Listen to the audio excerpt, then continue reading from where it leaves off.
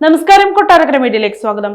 പാലായിൽ രാഷ്ട്രപതിയുടെ ചടങ്ങിനിടെ അതീവ സുരക്ഷാ മേഖലയിലൂടെ ബൈക്കിൽ ചീറിപ്പാഞ്ഞുപോയ യുവാക്കളുടെ വീഡിയോ സമൂഹ മാധ്യമങ്ങളിൽ പ്രചരിച്ചിരുന്നു. പോലീസിനെ വെട്ടിച്ച് കടന്നുകളഞ്ഞ മൂവർ സംഘത്തിനെതിരെ പോലീസ് അന്വേഷണം വ്യാപിപ്പിച്ചിരിക്കുകയാണ്.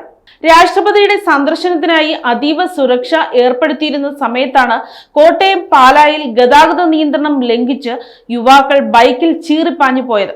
സംഭവത്തിന്റെ ദൃശ്യങ്ങൾ ഇതിനോടകം പുറത്തു വന്നിരുന്നു. 3 പേരാണ് ഒരു ബൈക്കിൽ പ്രവേശനമില്ലാത്ത റോഡിലൂടെ പാഞ്ഞത്. യുവാക്കളെ പിടികൂടാനുള്ള ശ്രമത്തിലാണ് പോലീസ്. ഇന്നലെ വൈകിട്ടായിരുന്നു സംഭവം.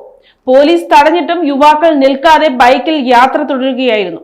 KL 06J6920 എന്ന നമ്പറിലുള്ള ബൈക്കിലാണ് യുവാക്കൾ എത്തിയത്.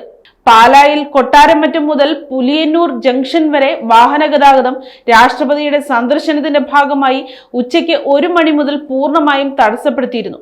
ഇതിനിടെയാണ് ഒരു ബൈക്കിൽ 3 യുവാക്കൾ പോലീസ് വലയം ഭേദിച്ച് യാത്ര നടത്തിയത്. രാഷ്ട്രപതി ചടങ്ങിൽ പങ്കെടുത്ത് യാത്ര തിരിക്കും മുമ്പായിരുന്നു സംഭവം.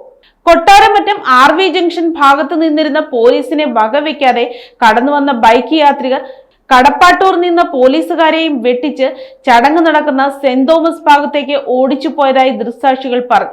തുടർന്ന് സെന്റ് തോമസ് കോളേജിന് മുന്നിലൂടെ പോയ ബൈക്ക് യാത്രികരെ തടയാൻ ശ്രമിച്ച പോലീസുകാരെയും വെട്ടിച്ച് കോട്ടയം ഭാഗത്തേക്ക് പാഞ്ഞു പോവുകയായിരുന്നു.